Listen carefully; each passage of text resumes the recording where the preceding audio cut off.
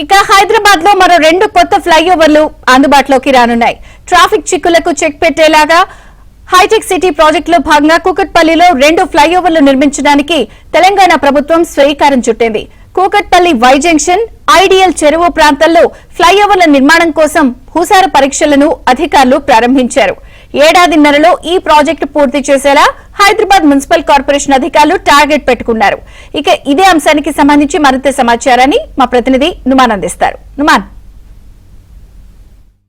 అసలు హైదరాబాద్ నగరంలో ట్రాఫిక్ కి కేర్ ఆఫ్ అడ్రస్ గా ఉండేటటువంటి కూకట్పల్లిలో 2 కొత్త ఫ్లైఓవర్లు నిర్మించడానికి ఇటు ప్రభుత్వం శ్రీకారం చుట్టింది.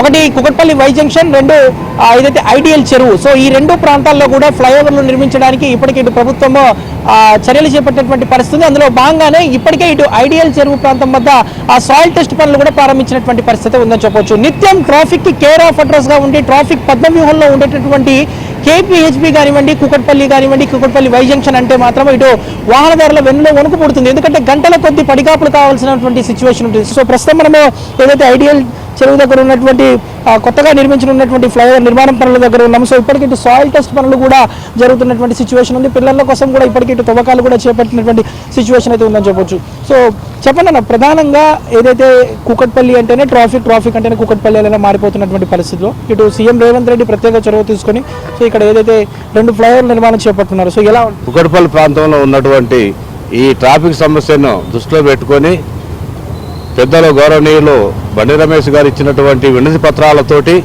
మరి ముఖ్యమంత్రి గారు వాటిని శాంక్షన్ చేసి ఇక్కడ మూసాపేట వై జంక్షన్లో కానీ జేఎన్టీలో ఉన్నటువంటి స్కైవాక్ గురించి కానీ అదేవిధంగా ఇక్కడ ఉన్నటువంటి చాలా ఎత్తున ఉన్నటువంటి ఏదైతే చెరువులు కుంటలు ఉన్నాయో వాటిని కూడా అభివృద్ధి చేయడానికి ముందుకొస్తున్నటువంటి ప్రభుత్వం కాంగ్రెస్ ప్రభుత్వం అంటేనే ప్రజలకు ఉన్నటువంటి మరి అందుబాటులో ఉన్నటువంటి ప్రభుత్వం. ఇక్కడ ఉన్నటువంటి ట్రాఫిక్ సమస్యకు దాదాపు 90% క్లియర్ అవడానికి అవకాశం ఉంది.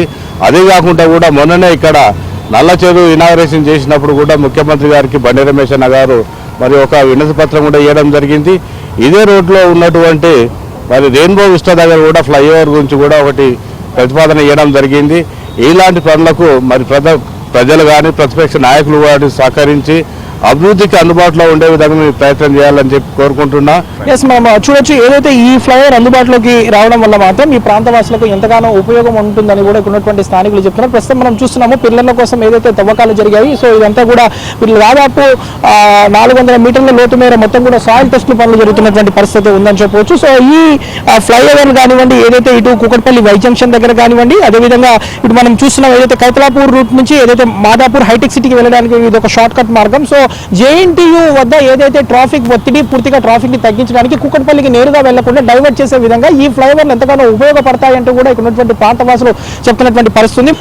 వై జంక్షన్ దగ్గర కానివ్వండి, అదేవిధంగా ఐడియల్ చెరువు దగ్గర కానీ ఈ 2 ఫ్లైఓవర్లు అందుబాటులోకి వస్తే కనుక దాదాపు 90% ట్రాఫిక్ సమస్యకు చెక్ పెట్టవచ్చు అంటూ కూడా ఇక్కడ ఉన్నటువంటి ప్రాంతవాసులు చెప్తున్నటువంటి పరిస్థితి. మొత్తానికైతే హెడ్ సిటీ ప్రాజెక్ట్ లో భాగంగా హైదరాబాద్ నగరంలో దాదాపు అనేక ప్రాంతాలు ఇటు ఫ్లైఓవర్లు, అండర్ పాస్లు, ఆర్ఓబీలు, ఆర్యూబీలు చేపడుతున్నటువంటి ప్రభుత్వం ఏదైతే ఇటు కూకట్పల్లిలో కూడా 2 ప్రాజెక్టులను ప్రతిష్టాత్మకంగా చేపడుతున్నటువంటి నేపథ్యంలో ప్రాంతవాసులు మాత్రం హర్షం వ్యక్తం చేస్తున్నటువంటి పరిస్థితి. చాలా వరకు ఈ ప్రాంతంలో ట్రాఫిక్ సమస్యకు చెక్ పెట్టవచ్చు అంటూ కూడా ఇక్కడ ఉన్నటువంటి స్థానికులు అయితే చెప్తున్నటువంటి సిచ్యువేషన్ అయితే ఉందని చెప్పొచ్చు. జర్నలిస్ట్ శ్యామ్తో నుమాన్, ఆంధ్రజ్యోతి, కూకట్పల్లి నుంచి.